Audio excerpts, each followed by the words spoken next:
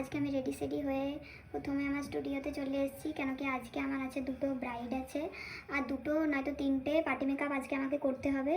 তো সেই জন্য রেডি সেডি হয়ে প্রথমে আমি আমার স্টুডিওতে চলে এসেছি। স্টুডিওতে পার্টি মেকআপগুলো রেডি করে আমি চলে যাবো ব্রাইডাল লোকেশানে। তো দেখা যাক, আমি আর আমার অ্যাসিস্ট্যান্ট যাব। আর আমি হালকা ফুলকা একটু রেডি হয়েছি, তোমরা অবশ্যই জানিও যে আমাকে কেমন লাগছে। ব্রাইডদেরকে তো আমি দেখাচ্ছি, তো সাথে থাকো, দেখতে থাকো। মহারানীও চলে এসছে, আমরা জিনিসপত্র সব রেডি করে বসে আছি এখানে, এখনও এসে পৌঁছায়নি। কি করে কি করবো কে জানে, দুটা তো পার হয়ে গেল।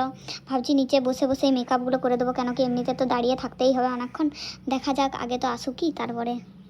30 মিনিট ওয়েট করার পর ফাইনালি ম্যাডামরা এসেছেন। এরপরে ওনাদের আমি মেকআপ স্টার্ট করে দিয়েছি, যত তাড়াতাড়ি সম্ভব করার চেষ্টা করছি।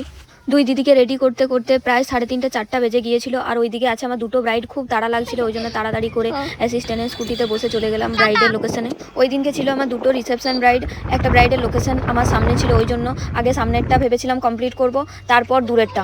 ওখানে পৌঁছে ফার্স্ট ব্রাইডকে রেডি করলাম, আমাকে আমার অ্যাসিস্ট্যান্ট অনেকটাই হেল্প করছিল, সেই জন্য হয়তো অনেকটা তাড়াতাড়ি করতে পেরেছিলাম। তারপর আবার আমরা সেকেন্ড ব্রাইডের লোকেশনে চলে গিয়েছিলাম, কোন দিকে যাব বুঝতেই পারছিলাম না, ওই জন্য ফোন করে করে জিজ্ঞাসা করলাম। আর ফাইনালি সেকেন্ড ব্রাইডের লোকেশনে পৌঁছে গিয়েছিলাম। ব্রাইডের বিফোর লুকটা নিতে ভুলে গিয়েছিলাম, ওই জন্য কিছু কিছু নিয়েছি, সেইগুলোই তোমাদের সাথে শেয়ার করেছি। ব্রাইডের রিকোয়ারমেন্ট ছিল সফট একটা লুক হবে, একদম ন্যাচারাল থাকবে, কোনো হেভি কিছু থাকবে না, না গ্লিটার। যেরকমটা চেয়েছিল সেরকমটাই করার চেষ্টা করেছি। তোমরা অবশ্যই জানিও যে ব্রাইডকে কেমন লাগছে।